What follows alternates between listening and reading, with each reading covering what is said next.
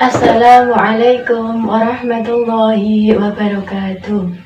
Bismillah, alhamdulillah, assalatu wassalamu ala rasulillah, Sayyidina wa maulana Muhammad ibn Abdillah. Man yahdihillahu fala mudilla lah, wa man yudlil fala hadiya lah. La hawla wa la quwwata illa billah, amma ba'da. Sahabat Fatayat yang dirahmati Allah, di dalam diri setiap manusia terdapat kekuatan rohani yang mendorong jasmani untuk melakukan suatu perbuatan. Kekuatan itu berupa kemauan atau keinginan untuk melakukan sesuatu yang kemudian dinamakan hawa nafsu. Dalam agama kita membagi hawa nafsu menjadi 3 bagian, yaitu nafsu lawamah, nafsu ammarah, dan nafsul mutmainnah. Yang pertama yaitu nafsu lawamah. Nafsu ini biasa dikenal sebagai nafsu biologis, yang merupakan nafsu dasar yang ada pada diri setiap manusia. Nafsu ini merupakan bentuk pemenuhan kebutuhan biologis, seperti misalnya makan, minum, hasrat seksual, dan lain sebagainya. Nafsu ini apabila berlebihan dan tidak dapat dikendalikan, terutama syahwat seksual, maka akan membawa masalah dan petaka bagi seseorang yang tidak dapat mengendalikannya dan akan membawa ke dalam kehinaan. Secara fisik, nafsu ini berada di area perut dan bawah perut. Kemudian yang kedua yaitu nafsul ammarah. Nafsu ini biasa dikenal sebagai nafsu emosional yang berlebihan. Seseorang yang tidak dapat mengendalikan nafsu ini akan mendorong untuk selalu melakukan perbuatan di luar pertimbangan pikiran yang jernih, sehingga tidak dapat membedakan mana yang benar, mana yang salah, mana yang baik, dan mana yang buruk.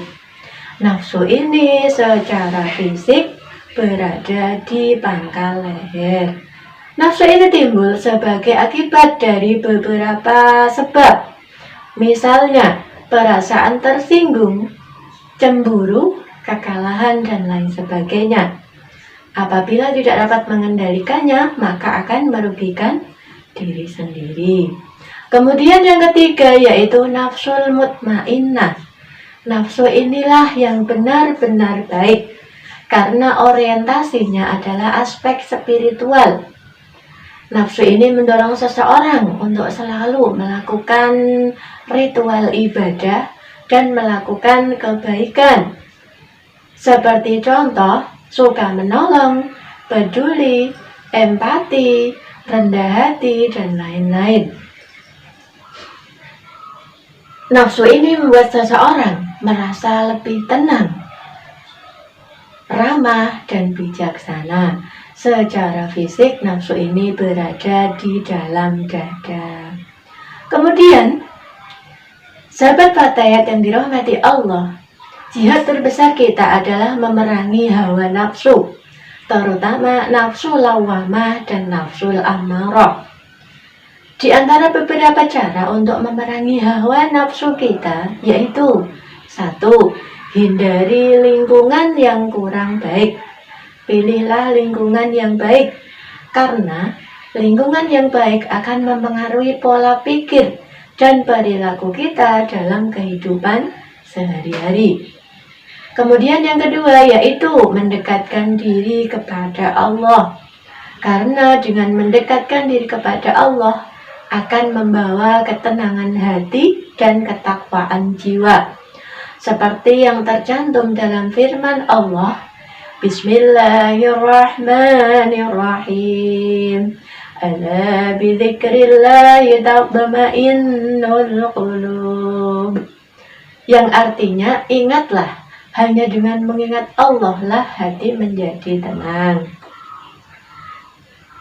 Quran Surat Ar-Ra'd ayat 28. Kemudian cara yang ketiga yaitu dengan memperbanyak doa. Seperti kita ketahui, ad-du'a silahul mu'min. Doa senjatanya orang mukmin. Karena dengan berdoa kita berinteraksi langsung kepada Allah, memohon langsung kepada Allah agar kita diberi pertolongan, diberi kemudahan oleh Allah untuk mengekang dan mengendalikan hawa nafsu kita dari hawa nafsu yang tidak baik. Kemudian yang keempat yaitu dengan berpuasa. Inilah cara yang dianjurkan oleh Rasulullah Shallallahu Alaihi Wasallam. Seperti pada momen-momen saat ini, puasa adalah cara yang tepat untuk dapat mengekang hawa nafsu kita. Karena dengan berpuasa kita tidak hanya menahan lapar dan dahaga sejak terbit fajar sampai terbenamnya matahari, namun dengan berpuasa secara batin kita diajarkan untuk mengekang hawa nafsu kita, mengendalikan hawa nafsu kita dari perbuatan-perbuatan yang dilarang agama, dari perbuatan-perbuatan maksiat yang dapat mengurangi pahala puasa kita. Demikian yang dapat saya sampaikan, semoga bermanfaat. Wallahu muwaffiq ila aqwamit thoriq. Wassalamualaikum warahmatullahi wabarakatuh.